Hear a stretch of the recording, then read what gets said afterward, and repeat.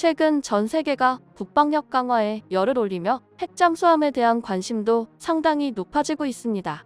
앞서 핵잠수함이 주목을 받은 계기는 미국이 프랑스와의 협력을 뒤로하고 영국, 호주와 동맹을 맺은 오커스의 출범이었습니다. 당시 프랑스는 반발했지만 호주는 핵무기가 없는 국가임에도 핵잠수함을 받게 되었습니다. 이에 호주는 2030년까지 핵추진 잠수함 2척을 보유할 수 있을 것이라는 전망이 나왔습니다. 호주뿐 아니라 현재 신냉전 시대를 앞두고 러시아와 중국의 핵잠수함 상황도 눈에 띕니다. 우크라이나 사태가 계속되는 가운데 러시아는 최근 해군에 세계 최장의 핵잠수함 벨고로드를 인계했습니다. 벨고로드호의 길이는 184m로 171m인 미 해군의 오하이오급 탄도 유도 미사일 잠수함보다도 깁니다. 심지어 벨고로드호는 기존의 핵잠수함과는 상당한 차이점을 띠고 있는 것으로 알려졌습니다. 벨고로드호는 포세이돈급 핵 어뢰를 탑재할 것이라고 전해졌는데요. 이 어뢰는 해저를 따라 수백 킬로미터를 이동, 해안 방어선을 뚫고 도시를 타격할 수 있습니다. 미 잠수함 전문가 H.I. 사트는 지난 3월 자신이 운영하는 웹사이트에 이 핵 메가 어뢰는 세계사에서 유일무이한 완전히 다른 무기라며 러시아와 서방의 해군 계획을 완전히 바꿔 새로운 대응 무기를 만들어낼 것이라고 썼습니다.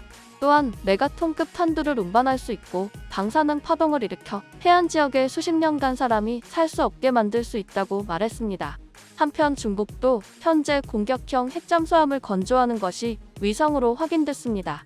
이처럼 세계 각국들이 핵잠수함 개발에 열을 올리는 것은 기존 재래식 잠수함으로는 불가능한 무제한 자망 때문입니다.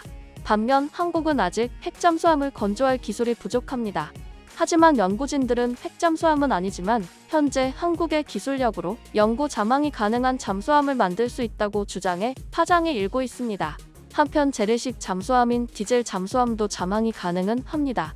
하지만 작전 계획부터 작전 수행 및 성공까지 걸리는 시간 동안 자망을 하지 못해 전술에서는 당연히 불리할 수밖에 없습니다.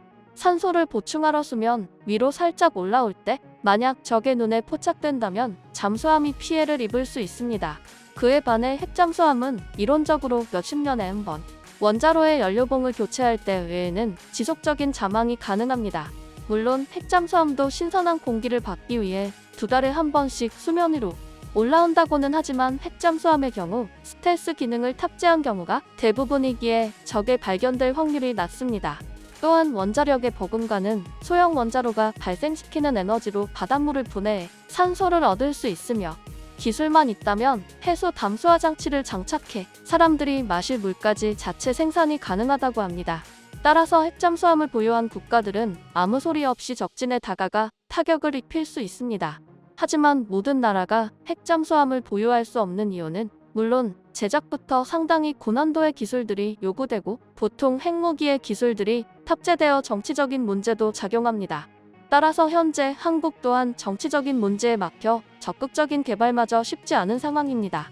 앞서 미국이 호주에게 핵잠수함을 제공할 것을 밝히자 일부 전문가들은 미국이 한국에도 제공하지 않겠냐는 주장도 나왔지만 아직은 불투명한 상황입니다. 하지만 한국으로서는 북한과 중국, 일본 모두를 견제해야 하기에 핵잠수함의 최대 장점인 무제한 자망이 가능한 잠수함이 꼭 필요한 상황입니다. 그러던 중 한국에서는 무제한 자망의 꿈을 이뤄주고 친환경 시대에도 알맞은 기술인 수소 기술이 떠오르고 있습니다. 심지어 핵잠수함의 유일한 단점인 비용 면에서도 상당한 메리트가 있어 세계가 놀라고 있다고 합니다. 현재 핵잠수함이 제조되는 비용은 디젤 잠수함의 제조 비용의 10배 이상인 것으로 알려졌습니다. 그렇다고 해서 어떤 기술 하나 제외할 수 없어 핵잠수함을 도입해 실전 배치까지는 천문학적인 비용이 드는 것이 사실입니다. 그런데 한국이 새롭게 제시한 수소 에너지를 이용하게 되면 원자력 에너지의 위험성과 천문학적인 비용을 모두 해결하면서도 무제한 자망을 실현할 수 있다고 전문가들은 밝혔습니다. 원래 수소는 재래식 잠수함에서 추진 동력 에너지로 사용되고 있습니다. 산소를 수소와 반응시켜서 고효율의 동력을 얻을 수 있기 때문입니다. 따라서 이제는 수소 추진 동력을 발전시켜 재래식 잠수함의 AIP를 넘어서 수소를 주에너지로 사용하자는 것입니다. 그리고 더 나아가 핵잠수함에서처럼 해수를 분해해서 산소를 만들자는 것입니다. 만약 이렇게 된다면 한국은 잠항 기간이 길어야 2에서 3주인 디젤 잠수함에서 핵잠수함과 비슷한 잠항 능력을 가진 잠수함을 개발할 수 있게 됩니다. 심지어 정치적으로 특별한 규제가 없어 적극적인 개발이 가능한 상황입니다. 그러던 중 올해 초 잠수함 내부에서 수소를 직접 생산해 잠항 시간을 크게 늘릴 수 있는 기술이 국내에서 개발됐습니다. 앞서 국방과학연구소는 2018년부터 작년까지 방위사업청의 핵심 기술 사업을 통해 잠수함 연료 전지용 메탄올 개질 플랜트 기술을 개발했다고 밝혔습니다.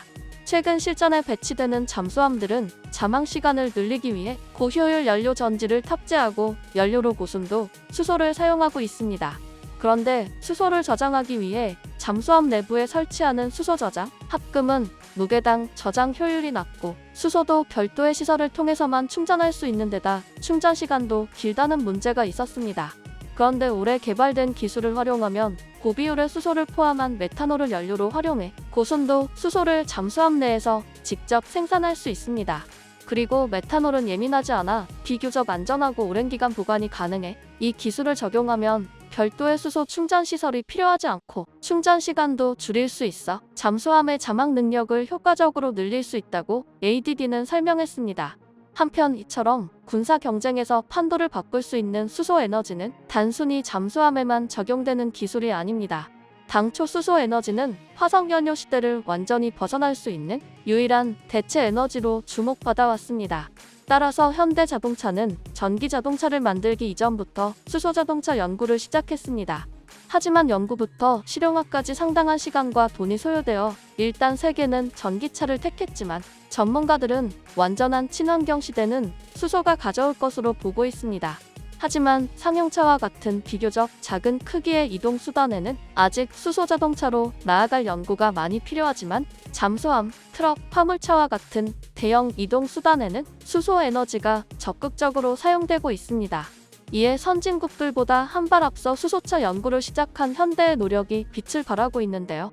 먼저 현대자동차의 엑시언트 수소 전기 트럭이 유럽 최대 상용차 시장인 독일 진출을 확정지었습니다. 현대자동차는 최근 물류, 제조 등 독일 7개 회사에 엑시언트 수소전기 트럭 27대를 공급하기로 했다고 2일 밝혔습니다. 이 같은 수소 트럭 수출은 스위스 23개 회사에 47대를 전달한 것에 이은 두 번째 유럽 수출입니다.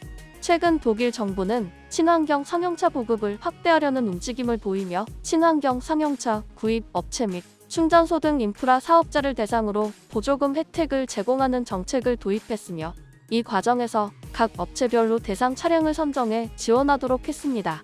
현대차는 이런 독일 정부의 움직임에 발맞춰 지난 4월 수소 상용차 전문 판매법인 현대 하이드로젠 모빌리티 독일을 설립하고 독일 내 업체들을 대상으로 엑시언트 수소전기 트럭의 우수성을 적극적으로 알려왔는데요. 그 결과 최종 7개 회사가 현대차를 파트너로 선정하고 보조금 입찰에 참여했으며 특히 7개 회사가 모두 보조금 혜택을 받게 돼 엑시언트 수소전기 트럭의 우수성이 입증됐습니다. 특히 세계 최대 자동차 시장으로 여겨지는 독일에서의 이러한 성과는 정말 놀라운 결과입니다. 현대차는 이번 엑시언트 수소전기 트럭 공급을 계기로 독일 수소 상용차 시장을 적극적으로 공략할 계획이라고 밝혔습니다. 현재 세계적으로 수소 시장의 성장성에 주목하고 각국은 본격적인 투자에 나서고 있습니다. 유럽연합은 전체 에너지에서 수소가 차지하는 비중을 현재 2에서 3% 수준에서 2050년까지 14%로 확대하기 위해 청정수소 생산에만 1,800억 유로를 투자하겠다는 계획을 밝혔으며 미국 역시 2030년까지 수소차 보급 120만 대, 수소 충전소 4,300개를 구축하는 수소 경제 로드맵을 계획하고 있습니다. 선진국들의 수소 에너지에 대한 투자를 발표하자 언론들은 2050년 세계 수소 경제 시장 규모는 2조 5천억 달러에 육박할 것으로 예상했습니다. 이처럼 수소 시장 확대 예고에 발맞춰 한국은 전통적 강세 산업인 조선업에 수소 에너지를 접목시키고 있는데요. 현재는 이산화탄소 배출이 적은 LNG 선박이 주를 이루고 있지만 조선업계에서는 빠르면 2030년 이전에 수소 선박이 상용화가 될 것으로 보고 있습니다. 실제로 한국조선해양은 2023년 소형 수소 추진선을 상용화하고 2027년에는 대형 수소 운반선 실증을 완료할 계획을 밝혔습니다.